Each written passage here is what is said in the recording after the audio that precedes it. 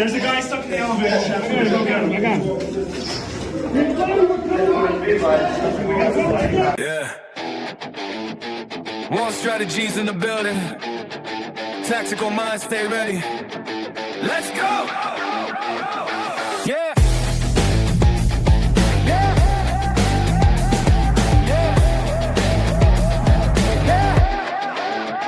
We ain't just talking, we live what we teach. From the breach to the breach, every lesson is elite. Calm, tight, shots right, but that's only the start. Cause tactical medicine, man, that's the heart. We the crew you pull when the stakes get heavy. Pressure on scene, but the hands stay steady. Rest your mindset, every second we're calculating. Life on the line, no time for hesitating. No, R-A-N-T, yeah, we train with a purpose. Tactical rescue, tactical med, all service. From the team to the street, keep the skills tight. Cause every loud say, look, it's reps done right. SWAT stack moving, but the medic's in the flow. If a teammate drops, we already know. Tourniquet fast, that way lock, bleeding stop, stabilize, mobilize, evac non-stop. But it ain't just teams, civilians need the knowledge. Every home, every job, more power than a college. Prepare the same fear, it's a mindset shift. And RAM brings the tools so your whole crew's equipped. Oh, R-A-N-T, yeah, we train with a purpose. Tactical rescue, tactical med, all service. From the team to the street, keep the skills fine. Cause every line saying, look, it's reps done right. So when the tones drop and the chaos hits, we don't freeze, we adapt, overcome, commit. Brand strategies, where the mission gets well. Train hard, stay sharp. That's the operator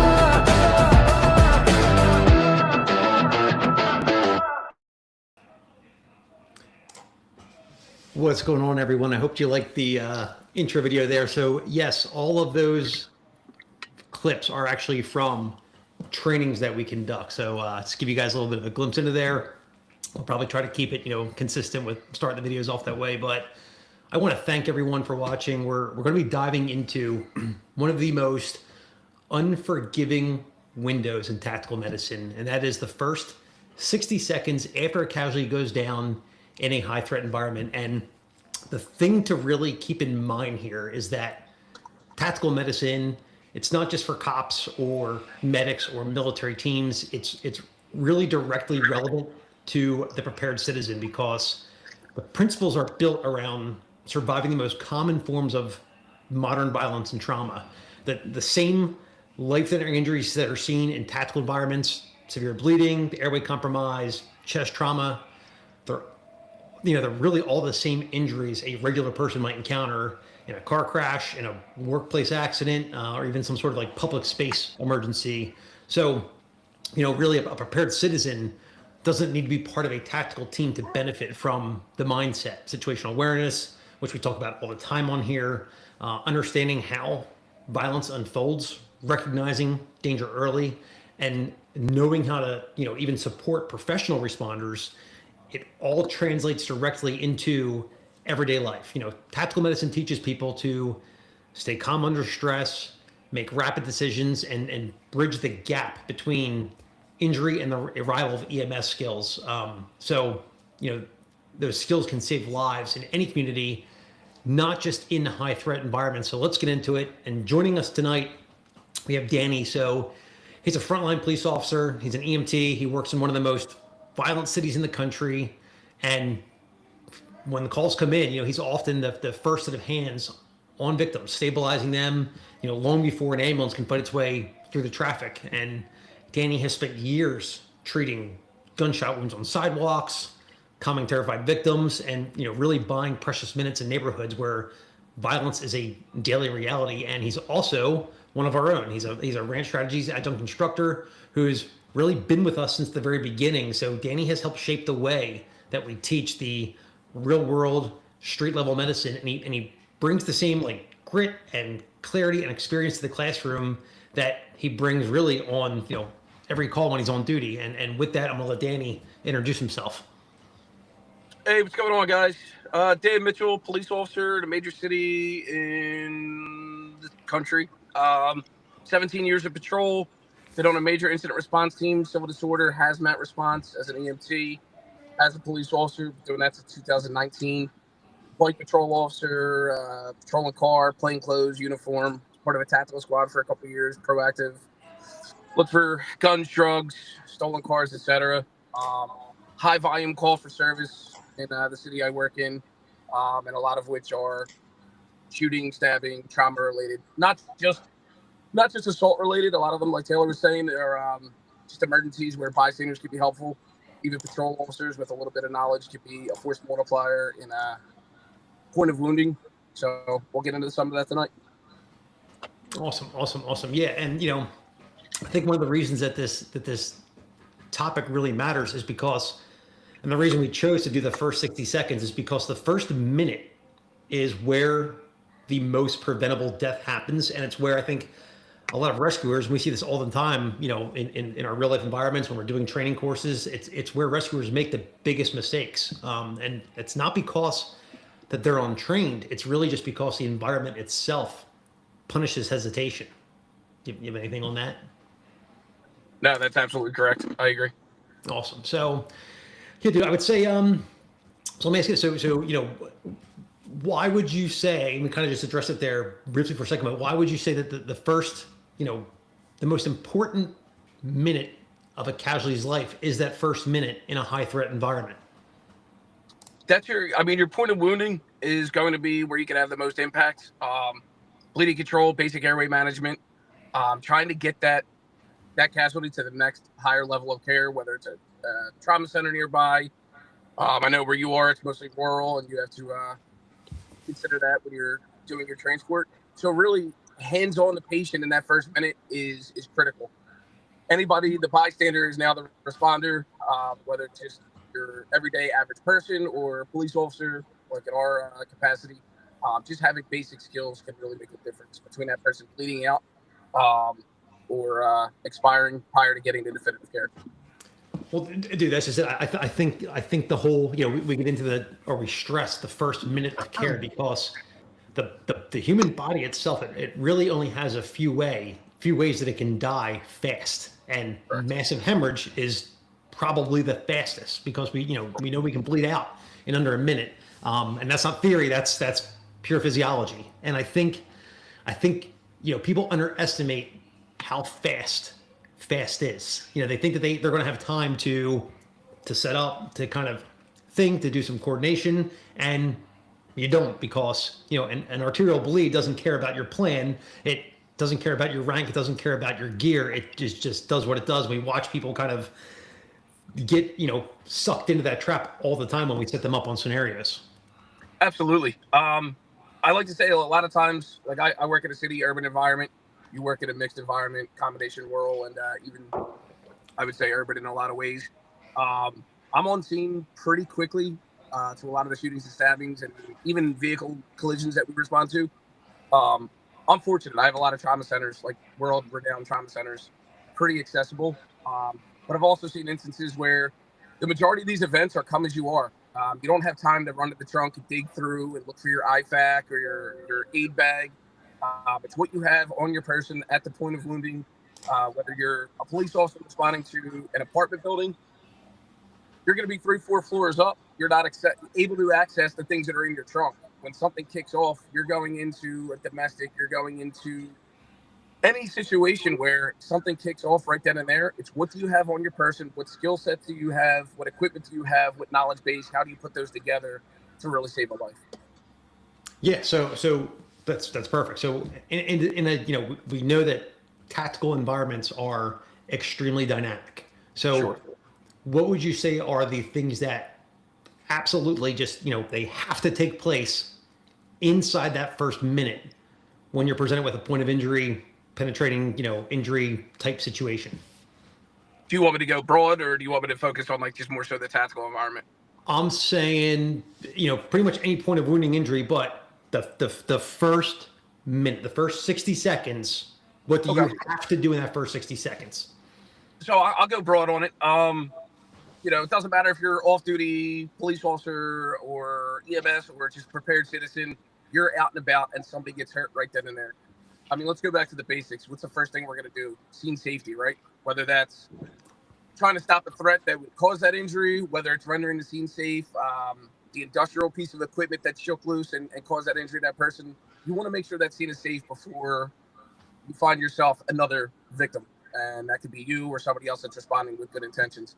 Once that's done, I mean, bleeding control, like we said, is the number one priority, right? You have to keep the blood in the body. We only have X amount of blood in our bodies. We want to keep that there. So tourniquets, pressure dressings, those are kind of like your number one things at that point before you start moving on to the rest of your march algorithm. Yeah, well, dude, you're saying, scene safety, and that's it. I think the title that I would give to that would be conduct a threat assessment, and then movement to a survivable space, because we talk all the time about getting to a cover concealment, and then hitting that first M in March, immediate hemorrhage control. Because we see a lot of people get hung up. And primarily, I think we see advanced providers get hung up in that first minute. And they have to realize that first minute is not about advanced medicine. You have to come to the realization that it's truly about buying time so advanced medicine can even happen down the road. If you don't win that first minute, you don't get the second minute. Correct. Absolutely. Yeah, keeping it back to the basics. I mean, it's very often you see, like in school environments, corporate environments, you see people really focus on like, hey, we're going to get our people CPR trained. Great thing. I think that's a phenomenal thing for bystanders to be familiar with. My agency, we have to maintain that for our cert, so we do that. But in reality, what goes hand in hand with that, massive hemorrhage is a huge preventable cause of death that we can have the utmost impact in addressing right then and there. So I think, like, even in the civilian setting, even in the prepared person who's not a first responder per se, I think those two things should go hand in hand. Bleeding control is point number one. Even talking to a lot of like trauma surgeons and advanced providers, they always take it back to the basics. Like, before you even get them to that point where they're on that operating table, you have to keep the blood contained in that body so they can do what they have to do. So the other issues don't come into play, shock and other type of advanced medical issues, like you were saying. Sure. Well, I think beyond that, what's your thoughts on the first decision a rescuer, and I'm using the term rescuer very intentionally here because I'm not referring to just a designated EMT or paramedic. I'm talking to anyone that finds themselves in the position that they are now suddenly the rescuer. What do you mean? As far as like, what should they be prepared to do, or basically within that first 60 seconds, like if you weren't a designated medic, if you weren't the designated EMT, if you weren't the team's medic, and we kind of just hit on that a second ago. You were, I think we both kind of nailed it. You were talking about scene safety, the whole 9 yards. Just kind of reemphasizing that point. I mean, you're going to assess your patient in that first 60 seconds. I mean, let's be honest. That first round could impact somebody, and they could be deceased. Now, are we going to put a tourniquet on a dead person? No. Right? So you do want to assess your patient, make sure that they are able to communicate with you, you're able to see signs of life, and that's when you're going to start your treatment process. Yeah, and I was, you kind of, I said about threat assessment, but I think you kind of simplified it to the best possible terms. It's the traditional National Registry skill station mantra. The thing that's beaten to us a million times. Is the scene safe? And that question has to be asked by, not only in a tactical environment. I think it's just more in any dynamic environment. The question that has to be posed is, am I in a survivable position? And I think that's it, because that's where the whole decision tree starts. And it's also where we see a lot of people freeze, right? I mean, absolutely. In our scenarios. Absolutely. Yeah, and that's not necessarily get frozen, but their brain just gets stuck. And if we up the ante, and we've done this, you change it from Joe Schmo on the street is now injured to it's a teammate down, and they rush in emotionally, and in that first minute, it can't be about it's not emotional. It's mathematical, because now if you get shot, like you had said, or trapped, or crushed, or asphyxiated, whatever, you've now doubled the problem and have the resources. Absolutely. Yeah. Absolutely. You're diverting additional resources when they respond. Now they have to decide who gets the help and who gets the, if you only have a lot of it, like how many people do you work with only carry one tourniquet, if any, right? Like, okay, we got police officers carrying tourniquets, for example. That's great. Most of the time they have one for themselves, which is great, right? You have to keep yourself alive.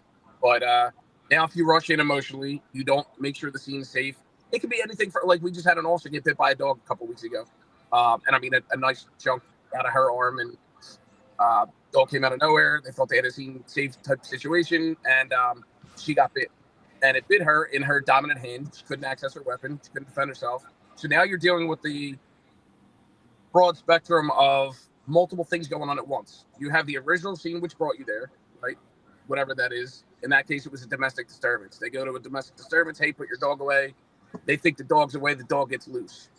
So now you have a family fight going on. You have a dog that's loose. Now your arm is now out of the fight. Now what happens? Now her partner has to divert their attention to dispatch that dog. And now you have absolute chaos. What happens after that dog is dispatched? Okay, the dog is done. Now what? Now the family's going to be emotional and enraged. Now we have an officer that's hurt, or a bystander, or whoever else. That's multiple things going on. So additional resources that get there, what are they going to do? Oh shit, what do I do? Who gets the attention first? We want to limit that with scene safety as much as we can. Yeah, no, dude, and you had said, you mentioned about how many carry more than one tourniquet. We just did that class, a week and a half, 2 weeks ago. Forget the carrying one tourniquet. Even if you're just carrying one, having it accessible by both hands. We flagged a couple people with like, hey man, like that's not going to work, and they were shocked of like, oh yeah, that makes total sense. We see it a lot. I mean, that is. I mean, that's. I'm sure we're gonna get into several topics on this, and I don't want to get pigeonholed into one and tie us up off the track. That's, I'm good for that. So keep me on. But equipment, what you bring with you, where you place that equipment, accessibility is key. You see a lot of people, like even in that tactical space where we're setting up our equipment. Oh, I'm going to the sideways magazines because I can reload faster. Well, if your primary hand or your reload hand, your index hand is out of the fight, now you're in a situation where you need to reload that weapon. You can't access your mags because of where they're placed, right? So there's a lot of things that go into that first 60 seconds, so to speak, where it comes to scene safety. You can't run to the scene safe if you can't access your own equipment, whether that's to dispatch a threat or we'll get into that later. That's fine. But there's a lot of considerations that it's like an ADD moment, a bunch of things coming together at once, and it's like, okay, you have the thoughts, now grab them, organize them, and act. It's a lot, dude. Yeah. Well, hey, let's talk about TACMED movement for a second. We drill and say a lot about getting off the X, because for any of you out there who may not be aware,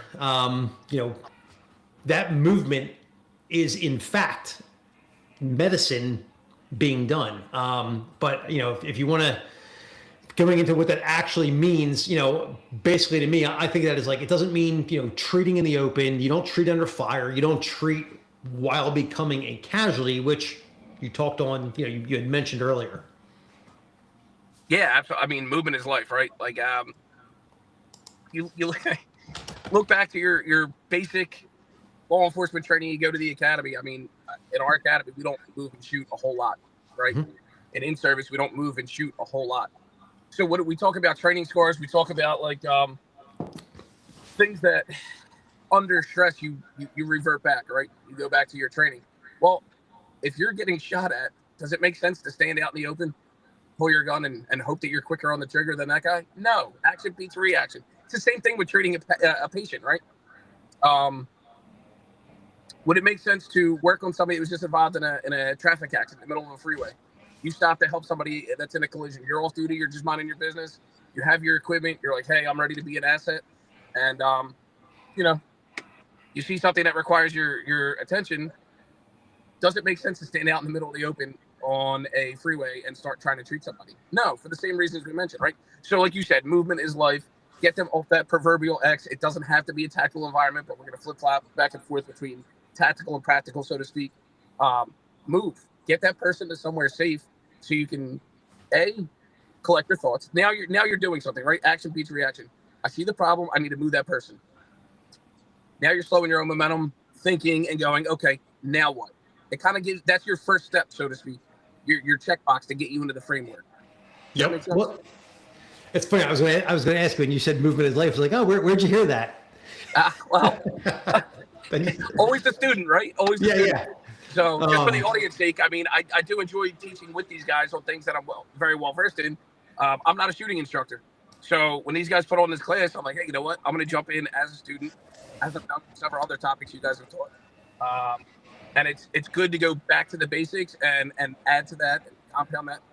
Check out Range Strategies, man. They put on a pretty diverse skill set of classes. And I've taken it both as an instructor and as a student.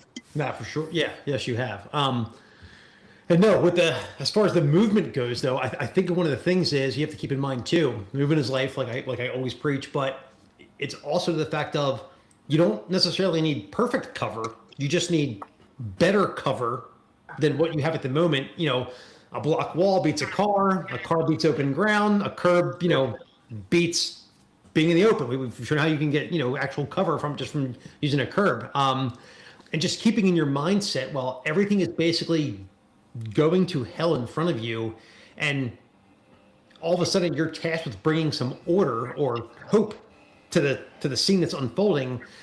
Every inch of protection buys, if nothing else, at least seconds. And seconds, as we both know, especially in trauma cases, can be life.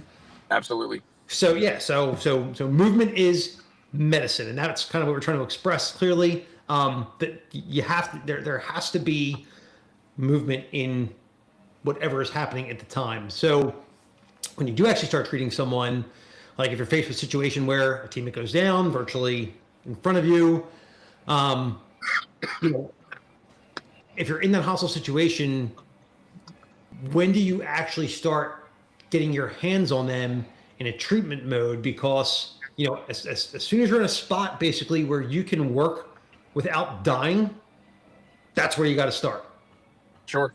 And I think by then you've got maybe 20, 40 seconds left to stop catastrophic bleeding. By the time the incident unfolds, you recognize it, you move. If you're good, that takes 20 seconds. We have routinely gotten people for that to take up to 10 minutes. But sure. Yeah, if you're good, take 20 seconds. And really that goes into, that's why, you have to stop that bleeding. And that's why tourniquets have to live on the outside of your kit. That's why we practice doing everything one-handed. That's why we train and do our march assessments in the dark, because with situations like this, this goes to my whole thing I preach, constantly on a lot of these videos, is to the fact that, you don't want to react in that situation, because a reaction usually isn't good, but you want to unconsciously respond to it, because in situations like that, if you're thinking, you're already behind the curve. You got to be on autopilot. Yeah. That goes into mindset too. I mean, mindset is a big piece of it. I know that a lot of these terms get beat up over, just years of doing this type of stuff and trying to be prepared. People, mindset. What does that mean? It means like rehearsing prior to the event. It means going over and visualizing. I mean, as corny as it is, I've had some study partners. We talk about scenarios. We talk about the what ifs. It's nice to be the guy that people rely on at work, where it's like, oh, if something happens, I know Danny's got an extra tourniquet, or he's got an extra magazine, or he's got an extra flashlight. But it's like, okay, we need to start changing the mindset on the front end so that we can all kind of move more efficiently. What happens if I'm out of play? What's my partner going to do? He knows the moves because we talk about it, so to speak. Well, and it's funny you kind of addressed it too.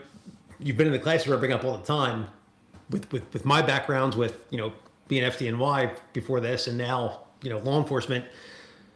Law enforcement does a horrible job at pre-planning anything. They don't talk things through initially. In New York, when you're dispatched to a box, and or phone alarm, whatever, box alarm, whatever terminology you're using. All of these buildings have been pre-planned so that when you're en route, you get CIDS, they call it, which is the critical incident dispatch system. And basically it tells you, if they give you the address of the building, the dispatcher types that in on the computer in front of the, the fire truck. It's telling you how big the building is, how wide the building is, how many stories the building is, if there are any hazards in the building. It's unreal. And as in the law enforcement world, none of that exists. No, it sure does. Kind of wild how that happens. But now, so everybody watching this is Rant Strategies, so we have to address comms. And I'm going to nerd out on you here for a minute because, this is one of my things. But if you're, you're into it, it's awesome.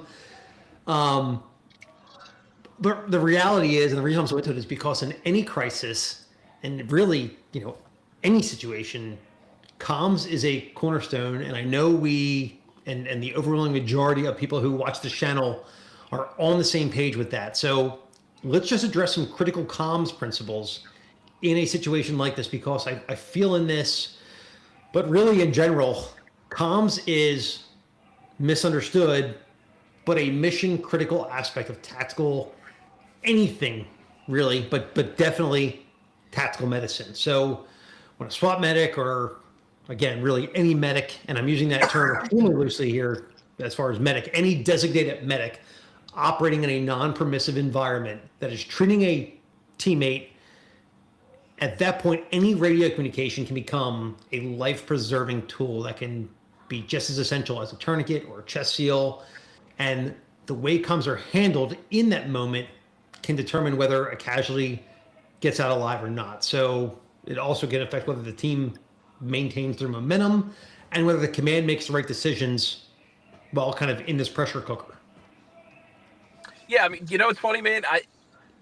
Going off on my little side quest tangents, that was one of the things that, like, I do remember during a scenario. It's like one of the scenarios: respond to an officer down, you go up, you make your assessment, try and assess your patient from safety before you advance on your patient, and after you go up, you do your assessments.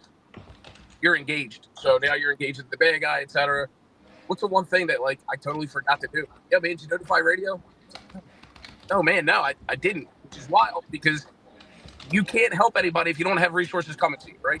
You can do CPR on somebody for however long. If nobody knows you're out there, nobody knows you're there, and now you're exhausted and the patient dies. So communications, like, go back to that basic first aid, go back to that basic CPR class a lot of us are taking, and it's like, what's the first thing you do? Assess your patient and then turn around and go, I need you to call somebody, or, hey, I'm going to put the phone on speaker and call somebody so we get 911 rolling in. Same thing in a tactical environment. If you don't pick up that radio, let people know what you're doing, all the tourniquets in the world aren't going to make a difference. Yep. And that's, dude, 100%. And I think that would make just the comms aspect alone would make an awesome episode in and of itself. Right there. So we'll definitely revisit that for sure. That may be Rant Sunday Night Live's episode 3. But I think for now, I'll leave it at, the most basic level of just keeping your comms short, simple, and functional. Because obviously this is not the time, and I've gotten on not you, but your department, Oh, absolutely. Yeah, we could talk about that all day. Yeah. I would say, like, I've gotten on your department for doing this, but this is not the time to be giving speeches, especially if your patient is losing blood in the meantime. I also think it's good to learn from mistakes, whether yours or someone else's. It doesn't really matter. So what are the biggest mistakes you would say that you have seen of things happening in that first minute? And even if it's not real world, think of all the literally hundreds of people that we have, trained in our classes, and just think back on that for a second. As far as, like, communication? Like, no, just mistakes in general. We kind of talked about the comms, but kind of segueing into that is, like, we know comms is an issue. And again, we're probably gonna do a whole video dedicated to that in and of itself. But now just getting back to the first minute of tactical medicine, mistakes you've seen in that first minute. Oh, I mean, as corny as it sounds, failing to plan is planning to fail. just going code black. Something happens, and like people that you would think are the people you should look to know what the hell they're doing, completely just shut down. They're like, hey, what do I do? We see this, like, we talk about it during the scenarios because our classes are kind of mixed. So you have like your EMS providers, and then you have your police officers. What does everybody do when shit hits the fan? They go back to the basics, right? They go back to what they know. Police officers are afraid to pick up an aid bag and treat a patient because, oh, no, it's easier for me to take my gun out and just go into an open space because that's what I do. I provide security. So I think it's really just failing to think outside the box and take some kind of action. Did I freeze? What's up? I'm frozen on the screen. Yeah, I can still hear you, but you're frozen. Hopefully it'll catch up. Yeah, so that. So of all the timing for that to happen, I think one of the biggest things there is in that first minute, terminal element. Which, real quick, guys, if you are a ham radio guy, radio enthusiast, the whole bit, in addition to Ranch Strategies channel, check out the @Terminal Elements channel. He's got a bunch of good stuff. Him and I kind of collaborate on some radio related things, and we talk just in generalities because he's a good dude. Make sure you go check out his channel, give it subscribe there as well. But speaking of Danny being frozen in his video, I think one of the biggest mistakes that I've seen that we kind of have hit on a bunch here in that first minute is people freeze, and because some sort of catastrophic sudden event has happened right in front of them, and they fixate on it, and then they start to overthink, and that overthinking is really kind of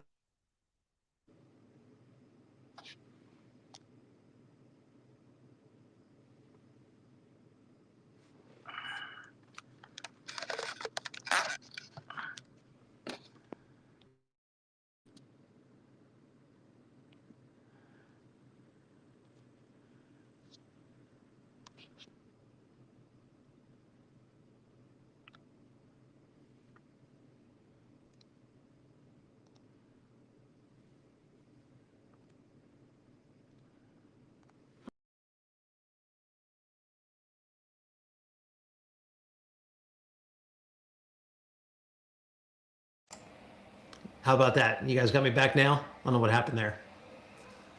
Thanks for letting us know the audio went down. Should be back up now.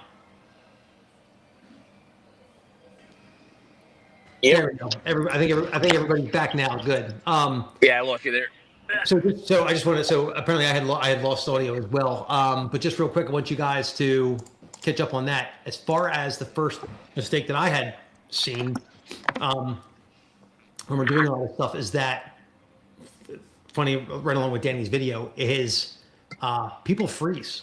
And I think that's the biggest mistake that I see. They fixate and they start to really overthink the problem that they have in front of them, or they try to do perfect medicine in what is really an imperfect environment. And I the first minute is not the time for textbook technique. And I think that the terminal element would probably laugh hysterically and agree with me. And Dan, you said you're a volunteer EMT, so you'll understand this as well. But think of the times, or I think the times when we're doing an intubation in a non-permissive environment, and you're taking that tube and putting it on that person's floor or their carpet or whatever else. If you were a respiratory therapist in the OR, they do it in a sterile field. They would lose their minds. So it's just that thinking that you have to remember that this is not the time for textbook techniques. We have to do everything as right as we can,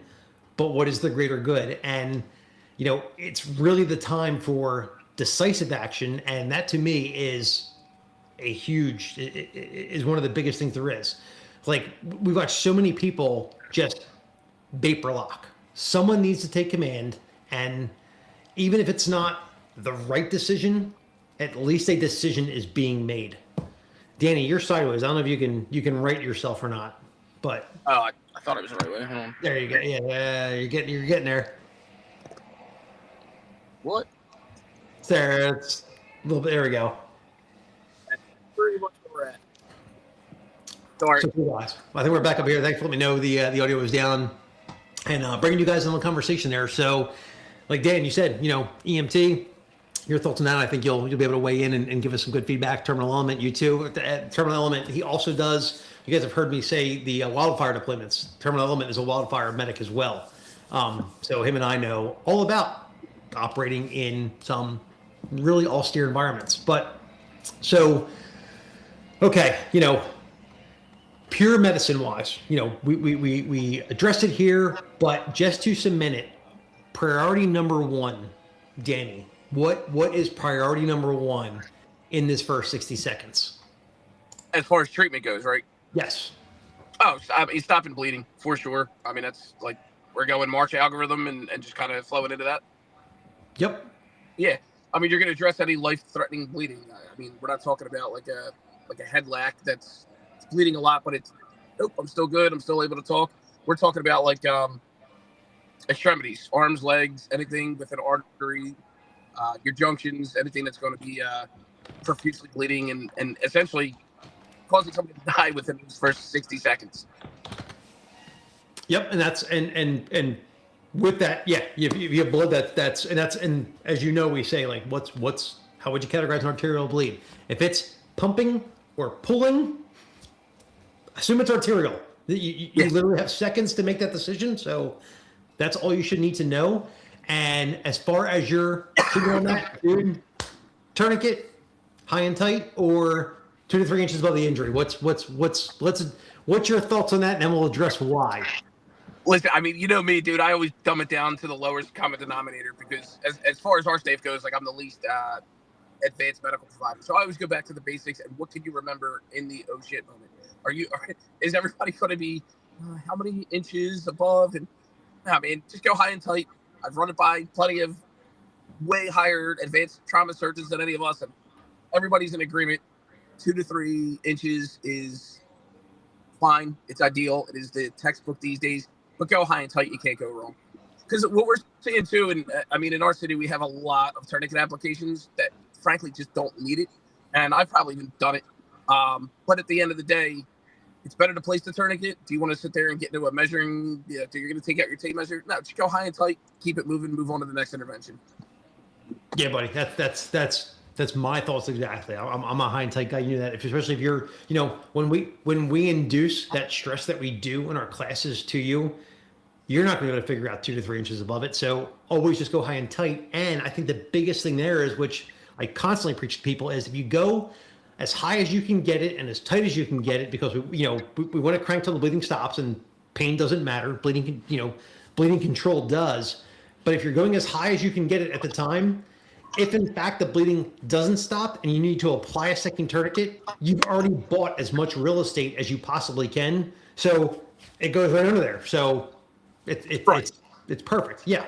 Right. And in the real world, how often, how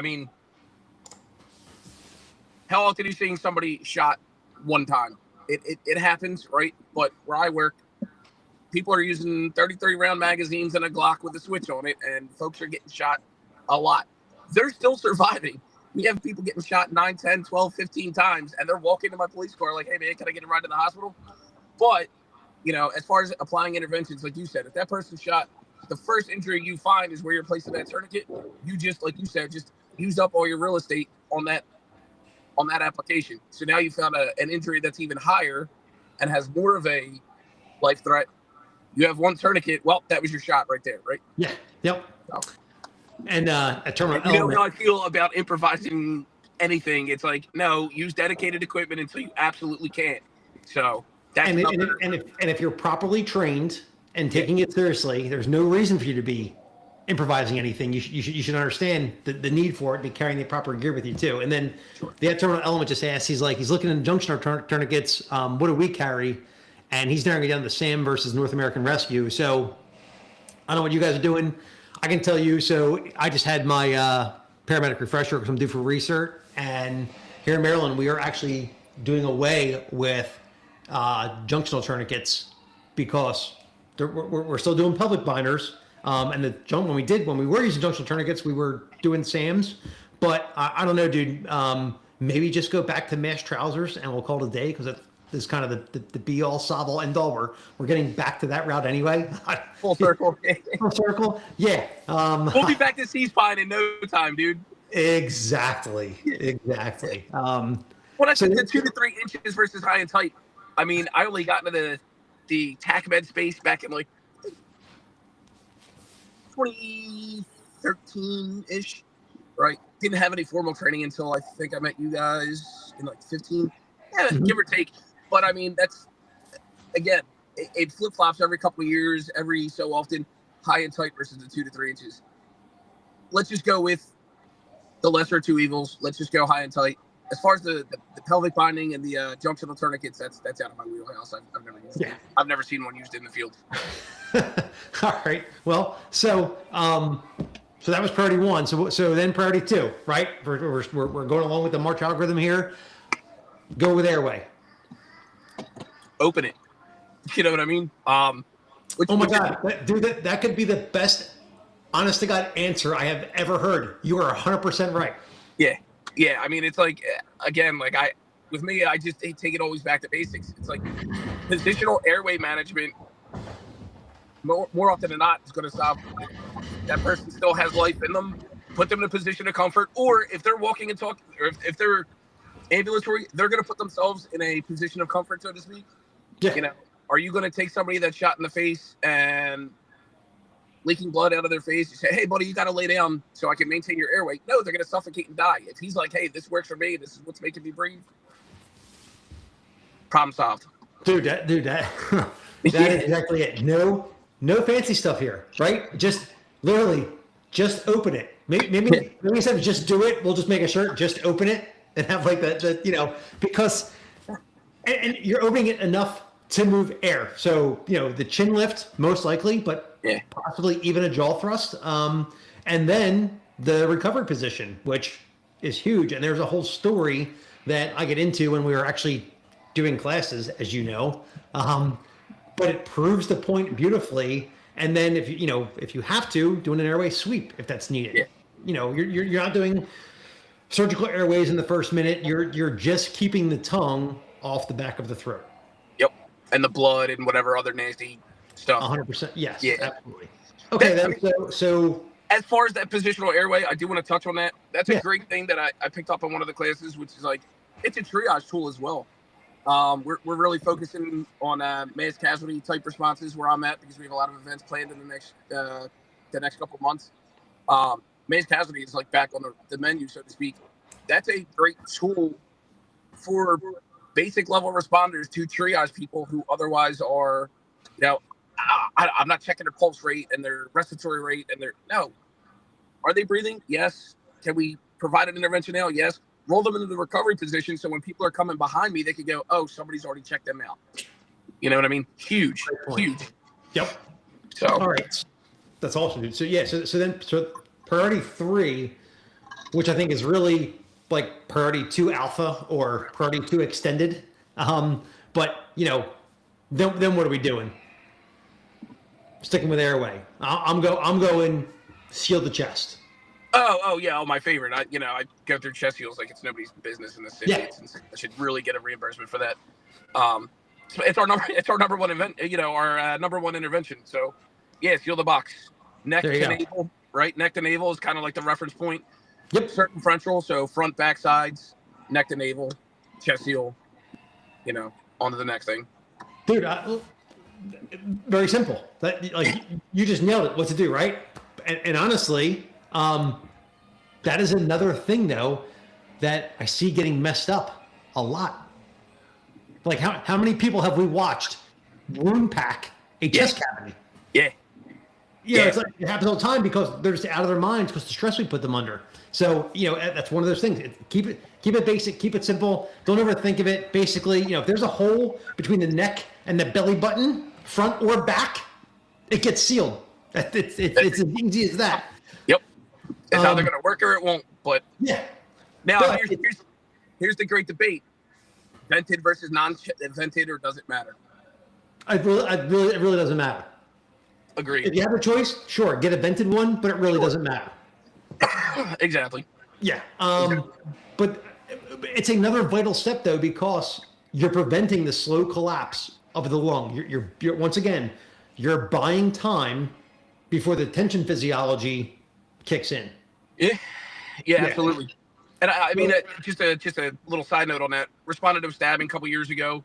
I get there, our fire guys are already on scene trying to do what they're trying to do, and they're using like 4x4 gauze to try and seal a chest. What's that doing? It's air is able to permeate that. So what are we doing to prevent? They seem kind of like they thought I was using magic tricks when I took out chest seals, commercial chest seals, and started putting them on this dude. You know, ironically, ultimately we wound up locking up the victim, but that's another story. But so I'm sitting there and I'm just throwing chest seals on these dudes, and like the fire guys were just baffled by it. They're like, oh my gosh, like what are you doing? Like, well, you're a cop when you're chest seals, and the law enforcement / EMS providers. There are so few of us, which is again the team that we have at Rant. The reason it makes us so good is because we kind of have it from all angles. Oh, yeah.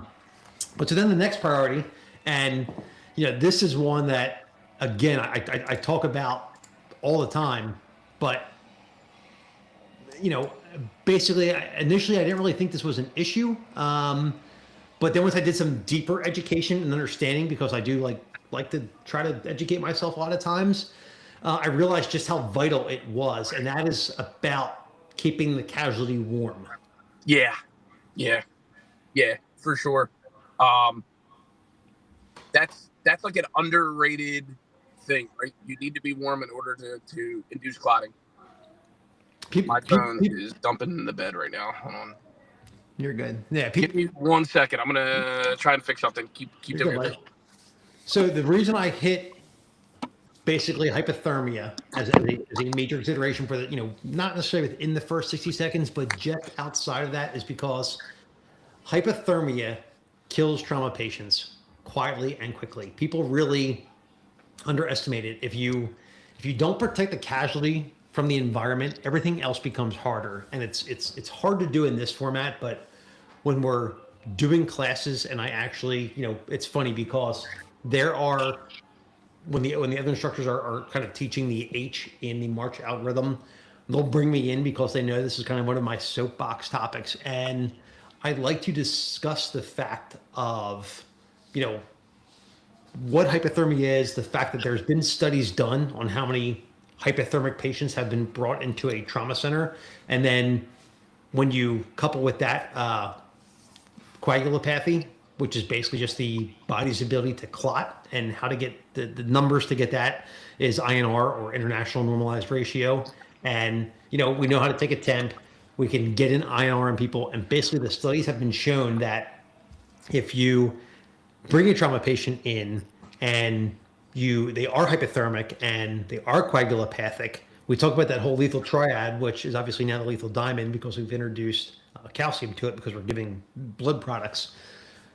But basically just how easy it is to not only make someone hypothermic just from our treatments alone, but also how hypothermia really affects the mortality and morbidity. And you know, for you guys that are out there, one of the things that I bring up in the class, and it's just a part of it, but you know, we know that we have if we're talking about massive hemorrhage, we have a volume problem. So one of the things we would do as far as volume replacement goes is to give saline or lactated ringers.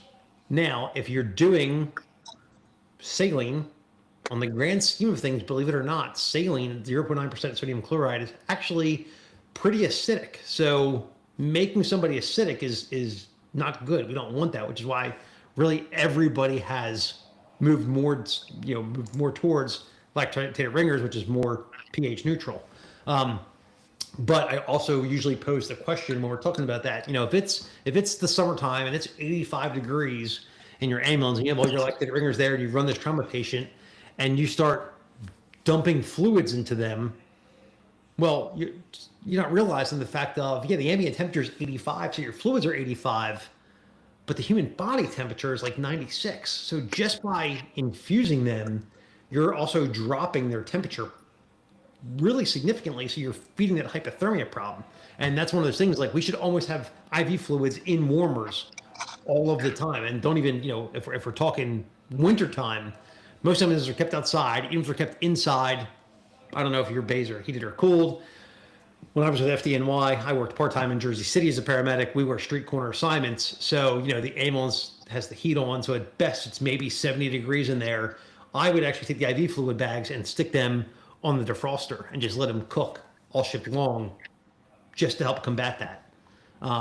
Again, in the classes, guys, we kind of get into a deep dive on your treatments, your interventions, the body's normal physiology as far as its response to all of this, and kind of how it all plays into killing trauma patients.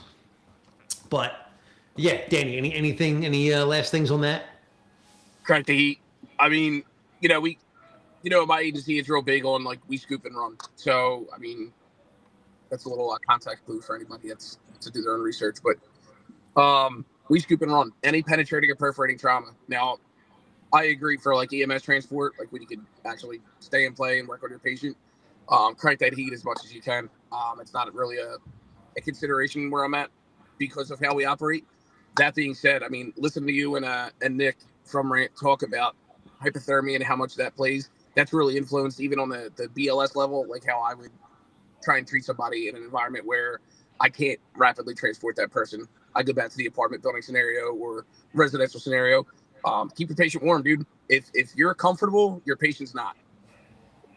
Yeah, that's and that is preached all the time, and people forget that a whole bunch. And that's one of the things. So Attorney Element was asking, what do we carry for warming our patients in our kits for tactical responses, and that he's had terrible success with the ready heat blankets, up to a 50% fail. So I can tell you, me personally, Combat Medical, which is now Safeguard, we actually run their heat cell system, which is basically like a sewn together, stitched Mylar blanket sleeping bag that's a little bit thicker, and it actually has like 8 or 10 separate heat cells, so you can kind of activate as you go to regulate the temperature and how many zones you want activated at once. But they're also insanely expensive. They're like $1,000 a piece, I think. But that's the system we use, but it is important. And if Nick was on here, I wish he was. Nick is one of the other main Rant instructors. He's a flight medic, and he talks all the time about if you're flying a trauma patient out, which if you're in any, even remotely close to being a real environment, you're probably using aviation. And he goes into big time how the rotor wash with all that downdraft hyper cools people at an incredibly fast rate. So another really good thing to keep in mind. So yeah, Danny, anything further on that? I mean, just food for thought. I mean, it's wintertime. I mean, we're all operating our day-to-day lives out in the cold weather. Hot hands, I would, at least on a basic level, I would keep a bunch of those handy. A little bit of medical tape. Just start throwing them in your junctional areas while you're treating your patient. That can make a huge difference, I would say. I don't know how much I would actually recommend that officially, because now you have can you burn your patient? Yeah.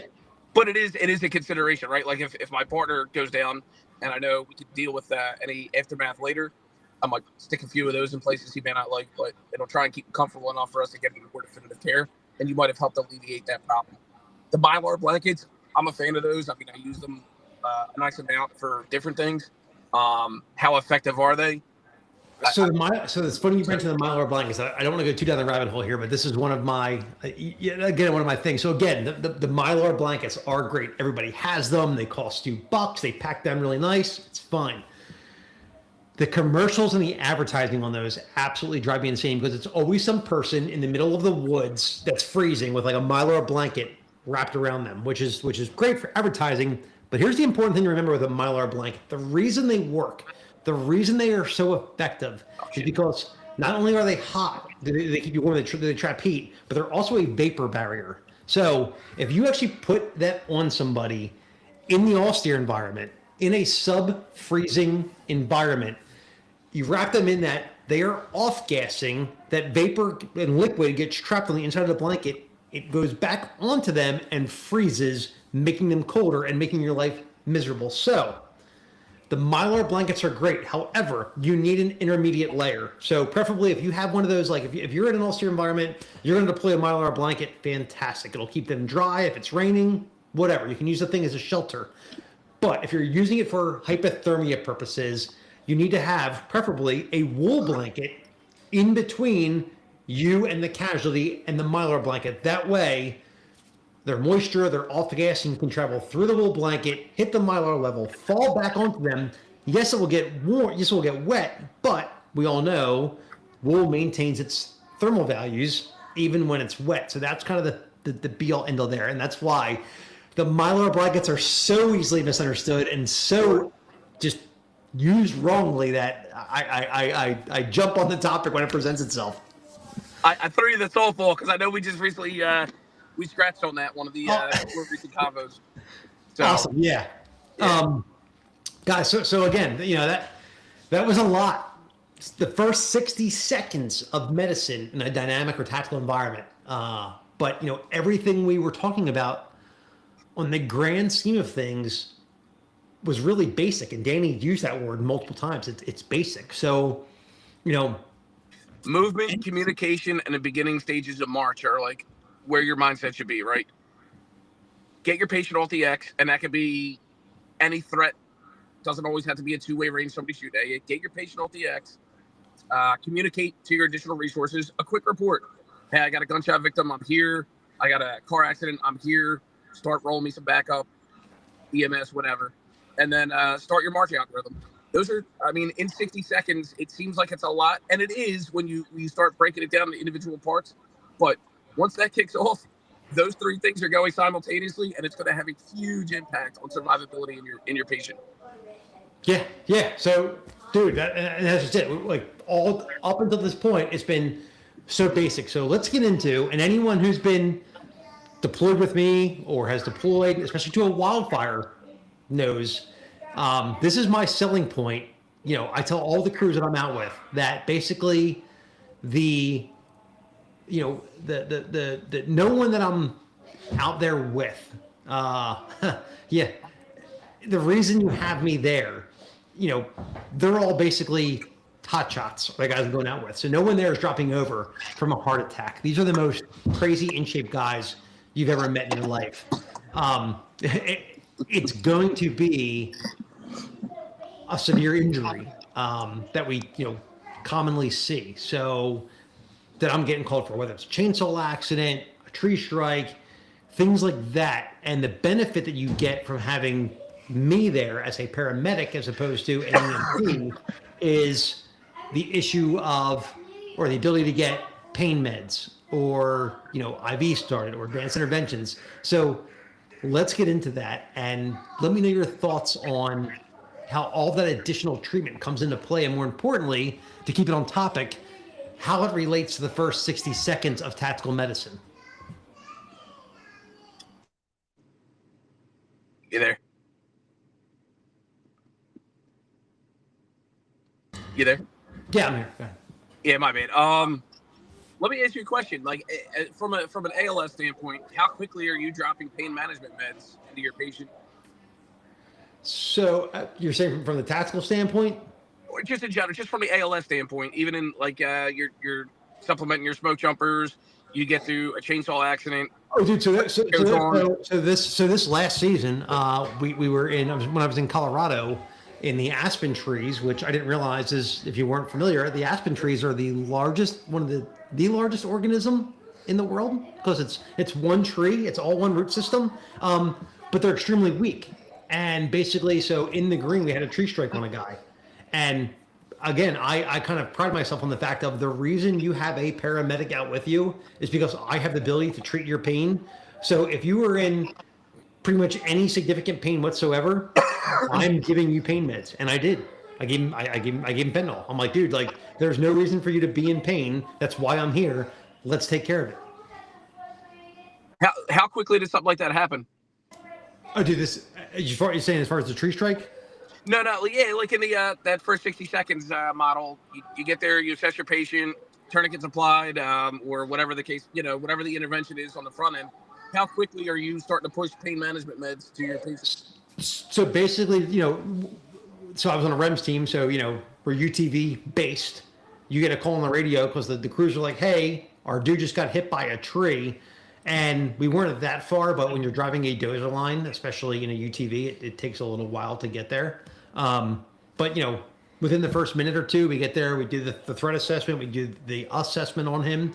No major bleeding, we're whole fine. Dude, what's going on? Dislocated shoulder, that looks painful. We stabilize, start a line, and I'm giving him pain meds because he tells me he's in pain. Dude, we got a bumpy ride out of here because we're on the side of a mountain, so let's make this as comfortable as we can be for it. That's awesome. That's awesome. Yeah. And then I think the biggest thing is to kind of reiterate there is the fact that as far as pain medicine goes, I had said, like, we did the threat assessment, we did the assessment, then I'm getting into there. It's really, this video is entitled the first 60 seconds. All of that is second minute medicine. So if you're doing any of that in the first minute, I think you're doing something wrong. You need to win that first minute, whether it's a tourniquet, whether it's a chest seal, whether it's wound packing, what have you, and then you earn the right to the second minute to kind of go into a little bit more deeper.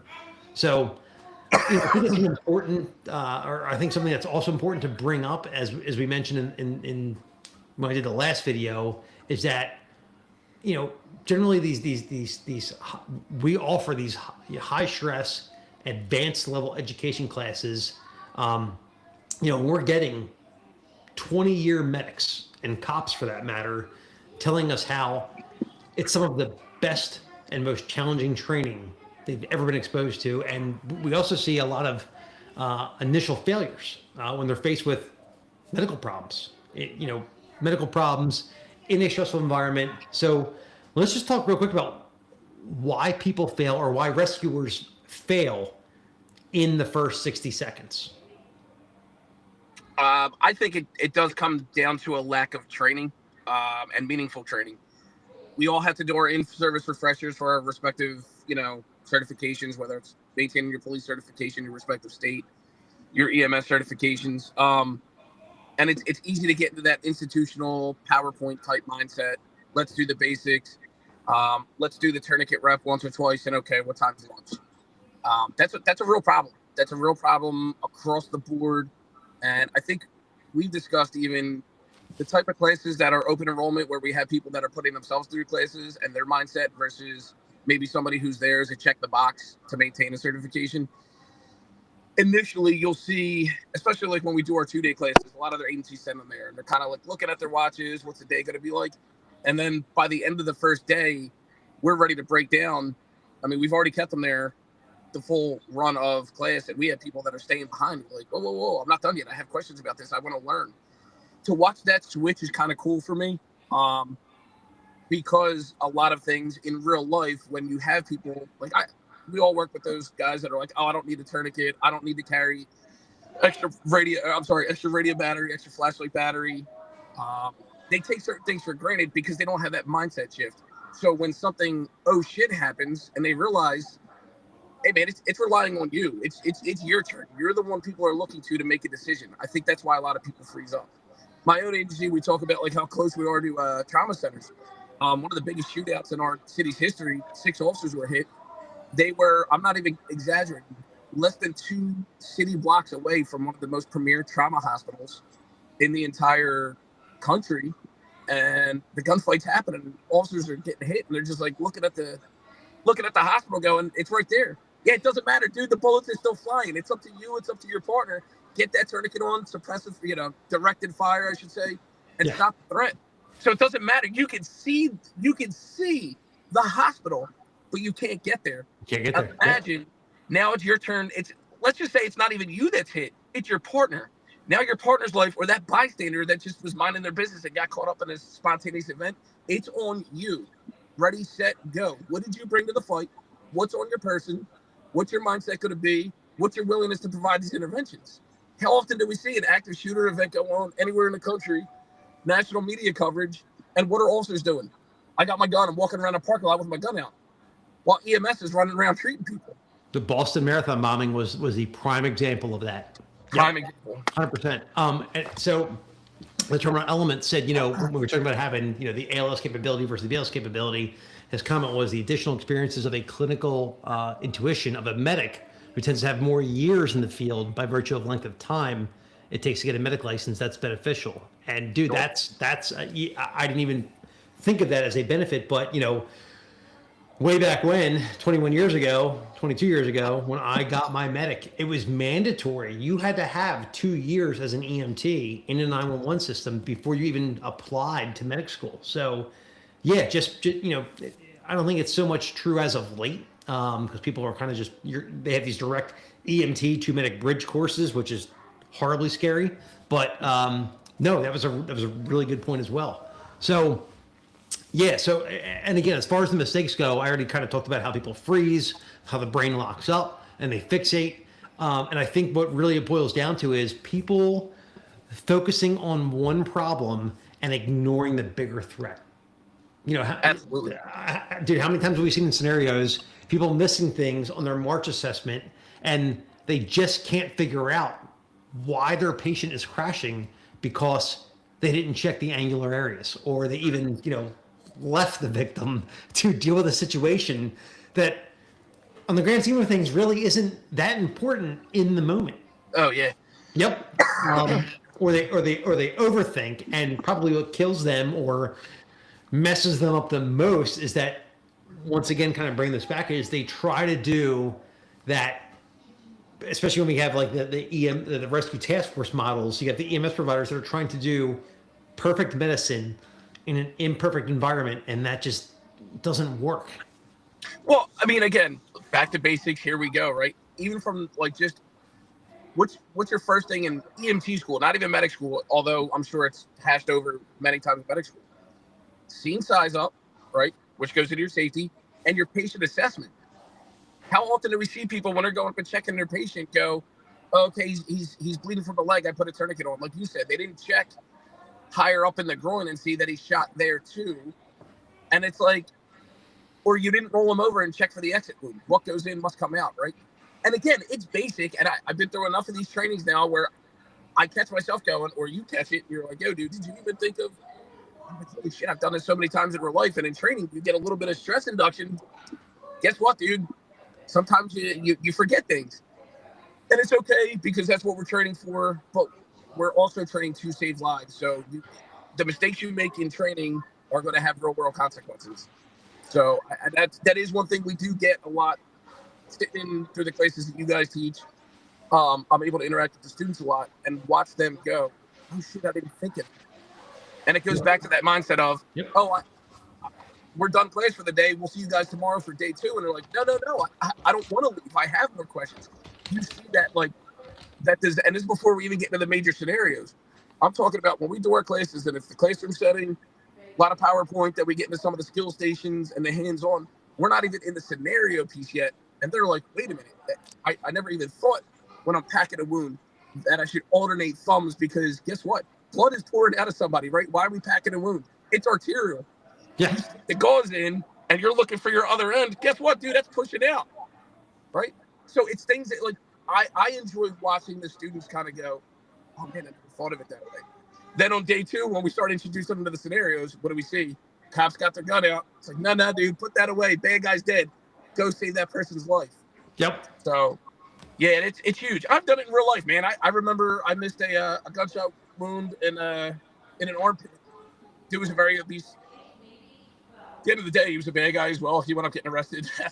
That's usually our patient population, is also our prisoner population. But it's something that I took for granted because I couldn't figure out why he kept complaining of, essentially, it was tension pneumothorax. And had I just put a chest seal on, it would have resolved itself. So I'll tell you what I don't miss anymore. I don't miss going high up in the groin and pulling at the skin. Patient assessment is huge. It's huge. It'll solve a lot of your problems. Listen, I like to, as you know, like I like to rag on, especially the medics and the EMS providers for having like trauma shears on them in the class, right? But come scenario time, we expose the importance of exposing the patient. Trauma naked, baby. You got to do it. Yeah. No, but listen. Lots of good points being brought up here. So, would you say, or what are the good qualities or traits of the medics who actually get into this profession and excel and save lives, and what can these guys or girls do that, you know, they're able to literally separate survivors from fatalities? I go back to that. I mean, hot topic word is mindset. One of the best medics I ever met doing what I do. Dude he was a professional, and he took his job seriously.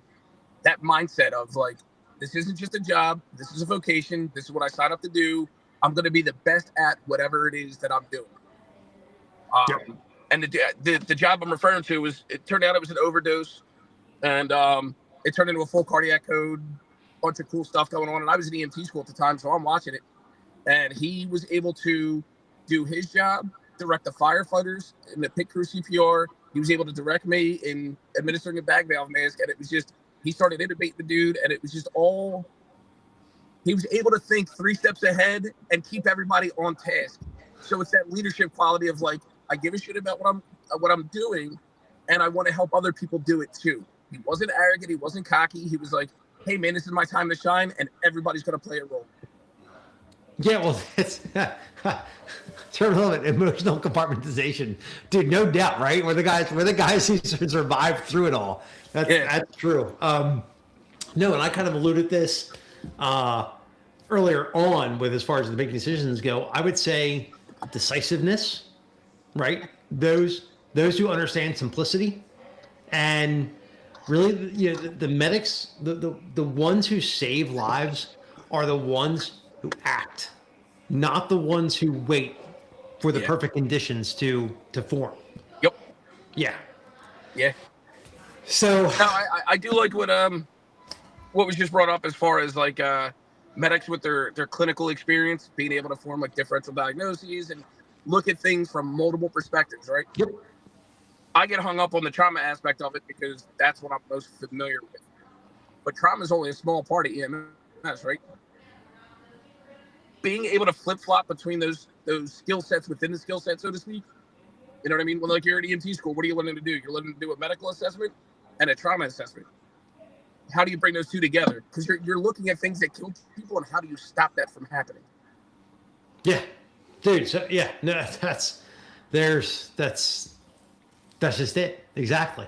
And I think really, in reality, the key takeaway to this whole thing is that the first minute is completely unforgiving. It rewards preparation and punishes hesitation. If you win the first 60 seconds, you give the casualty a chance to survive the next 10 minutes. And as a medic, that's really the whole mission. So, dude, this was an awesome conversation. So for next week, we scratched the surface on it here.